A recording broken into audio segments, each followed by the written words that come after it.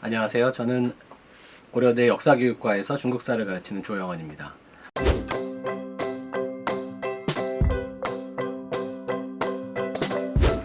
제가 오늘 학생들한테 소개하고 싶은 책은 두 권입니다. 첫 번째로 소개시켜드릴 역사에 대한 책은 하버드 중국사 시리즈로 나온 원명에 대한 공경에 빠진 제국이라는 제목의 책입니다. 원나라와 명나라를 보통 이렇게 하나로 세트로 만들어 놓은 책이 거의 많지가 않아요. 그렇다면 원제국, 명제국을 어떤 키워드로 하나로 묶었을까? 이것을 하나 묶는 주제가 바로 기후의 역사입니다. 기후.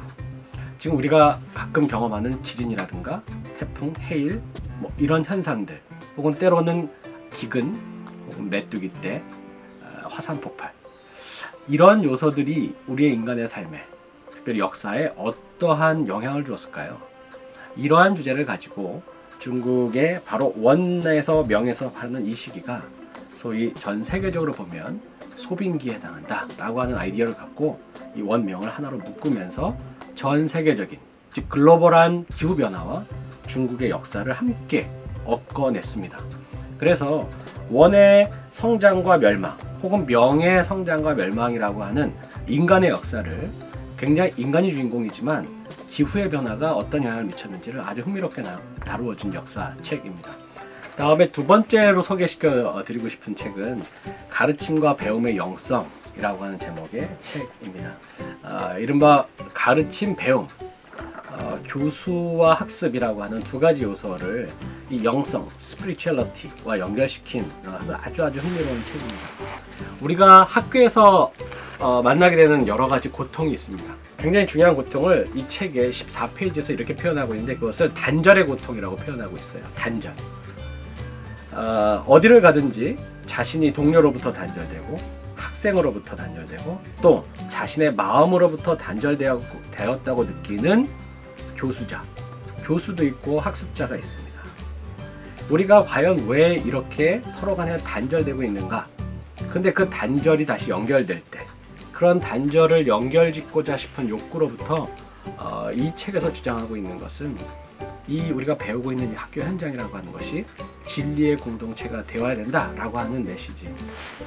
거기는 내가 일방적으로 누구에 가르치고 내가 누구로부터 일방적으로 배우는 것이 아니라 서로가 상호의 영향을 주고받는 그러한 가르침과 배움, 그 안에서 영성이 있고 서로 간에 영향력을 주고받을 수 있는 그 위험에 대한 감수를 오픈하는 바로 그러한 진리의 공동체를 얘기하고 있는 책인데 한번 특별히 배움에 대해서 왜 배우는가, 대학이라고 하는 것이 무엇을 과연 추구하고 있는가, 진리가 뭘까 이런 걸 고민하는 친구들에게 꼭 추천하고 싶은 책입니다.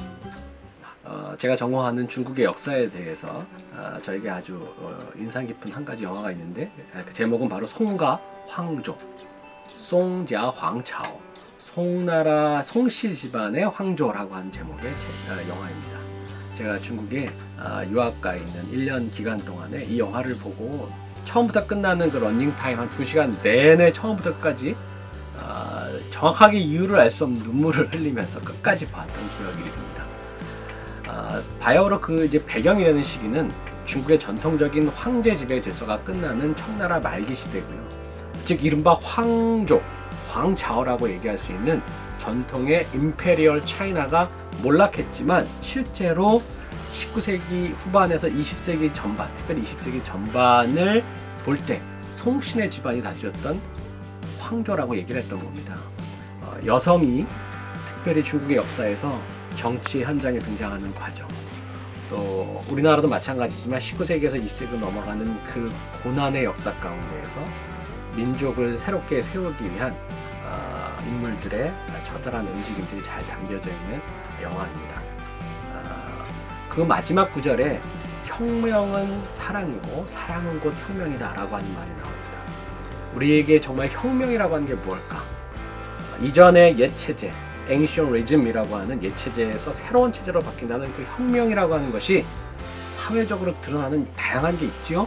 그러나 사랑이야말로 진정한 혁명을 만들어내는 가장 중요한 요소라고 하는 것을 영화의 처음과 마지막에서 웅변하고 있으니 한번 혁명을 꿈꾸는 사람들, 진짜 사랑하고 싶은 사람들은 꼭 이 영화를 보기를 바랍니다.